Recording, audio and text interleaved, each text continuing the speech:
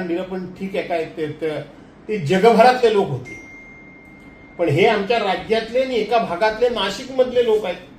हे कळायला एवढा वेळ कसा काय गेला?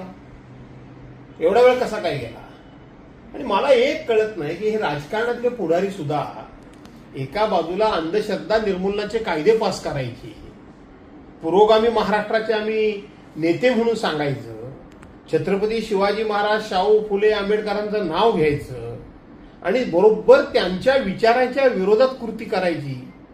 हे काय मला काही कळत नाही. हे अघोरी विद्या, हे अघोरी प्रकार, हे काय जे काय आहेत, बाबा बाया बुवा, कशा करता ह्यांना लागतात? हे लागतात कशा करता ह्यांना?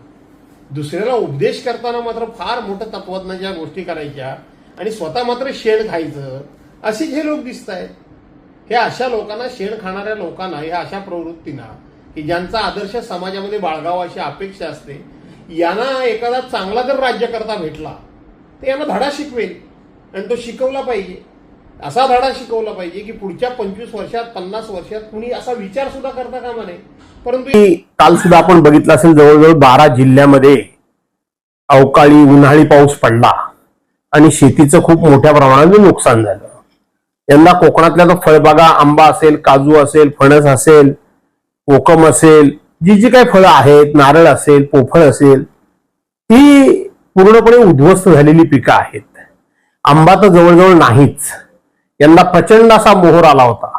गेल्या 25 वर्षात जेवढा आंबा लागला नाही तेवढा हापूस पण आणि रायवळ पण आंबा लागेल असं वाटलं होतं. पण आता 5% सुद्धा फळं नाहीत. त्यातून हापूस सारखा आंबा कुठे परदेशामध्ये गेला असता आणि शेतकऱ्यांना 4 पैसे मिळाले असते. हे आता युद्ध सुरू आहे, त्यामुळे आंबा बाहेर पण जाणार नाही. आणि म्हणून या संदर्भामध्ये कोकणातल्या शेतकऱ्यांना मदत मिळावी म्हणून माननीय मुख्यमंत्री महोदयांच्याकडे आम्ही आग्रह धरला होता. आणि त्या संदर्भामध्ये परवा 17 तारखेला मुख्यमंत्र्यांच्या उपस्थितीमध्ये आणि कोकणातले सर्वच लोकप्रतिनिधी होते, त्यांच्या उपस्थितीमध्ये एक बैठक झाली आणि माननीय मुख्यमंत्री महोदयांनी सांगितलंय की अधिवेशन संपण्यापूर्वी कोकणाची मदतीची घोषणा ही मी विधानसभेत करेन, विधिमंडळात करेन.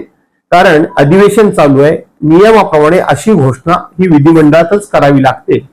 आपण आंबा बागायतदारांच्या नुकसान भरपाई करता हेक्टरी 5 लाख रुपये आणि काजू करता 3 लाख रुपये आपण मागितलेले आहेत.